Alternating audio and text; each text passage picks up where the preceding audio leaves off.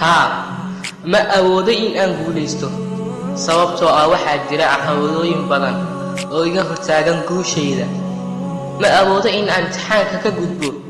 sababtoo ah uu adag yahay ma awoodo in aan shaqo helo sababtoo ah shahaadadaydu maahan ee balaas ma awoodo in aan lacag abuuro sababtoo ah ma heli karo wax maalgelin ah weliba waxaad ku qanacsan tahay in aad marmarsiyo ka dhigato waxyaabaha sahlan isla markaana aad ka gudbi karto ma waxaad ogashahay in aad ku guuldaraysato hadafyada aad ka leedahay nolosha haa waa macquul in ay qaarkiin doonayaan in ay noqdaan madaxweyne halka kuwa qaar ay rajeynayaan inay noqdaan bilyaneeris kuwa qaar waxay jeclaayeen markii ay yaraayeen in ay noqdaan dhaqaatiir balse hadda ma ahan laakiin waan ka xumahay in hadafyadaasi sidaa u qurux badnaa aad u baabi'isay keliya hal caqabad oo noloshaada kugu imaatay laga yaabee inay qaarkiin soo dhigteen dugsi hoose kadib dugsi sare markay jaamacadda imaadeen kadib keliya hal imtixaan ay ku guuldaraysteen ay gebi ahaanba u joojiyeen waxbarashada walaal markaagii horeeta maxaad u bilowday waxbarashada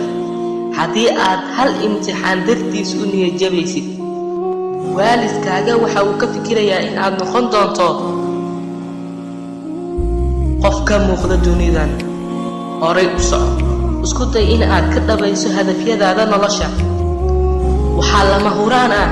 in aad la kulanto guuldarooyin laakiin haddii aad u adkaysato waxaad noqon doontaa guulayste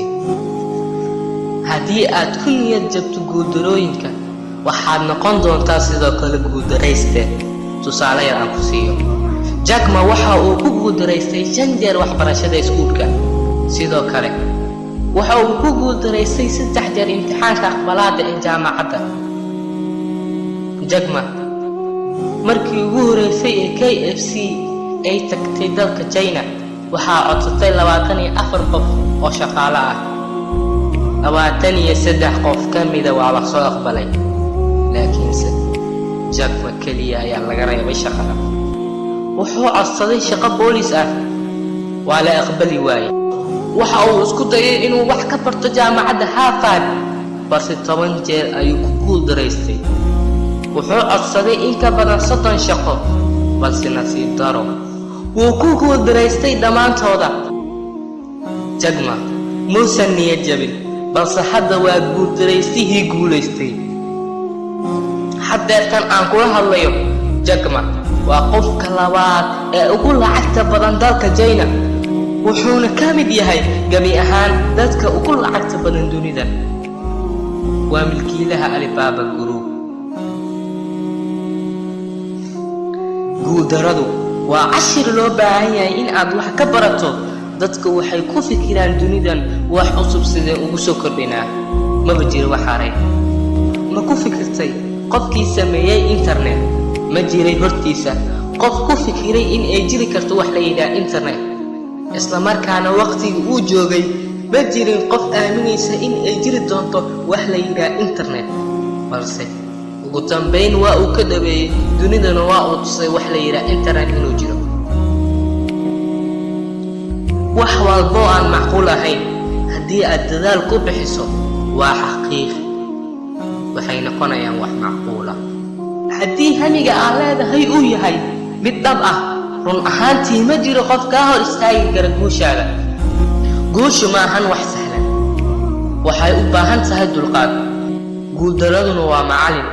waxay ku baraysaa in ay jirto wadooyin badan oo loo guulaysan karo 6 lagu daray 4 waxay la mid tahay 10 7 lagu daray 3na waxay la mid tahay 10 macnaheedu ma ahan in midkood uu qaldan yahay ee waa laba wado aad ku heli karto 10 guuldaradu waxay ku tilmaamaysaa guusha u fiirso dadka taajirka adduunkan ma ahan dad ku dhashay taajirnimada balse dhibaato ayay u soo mareen sidii ay ku heli lahaayeen lacagtaas ha ku fikirin lacagta haddii aadan ogolayn inaad dhibaato marto dadku waa laba mid waxa uu ku fikiraa horumar laakiin kama dhabeeyo hadafkiisa halka midka kale uu yahay qof ay run ka tahay gaaritaanka hadafkiisa. balse adigu yaa tahay? wax macnaha ma samaynayso qofka adigu tahay iyo familka aad ka soo jeedo, balse muhiimadu waa qofka aad rabtid in aad noqotid.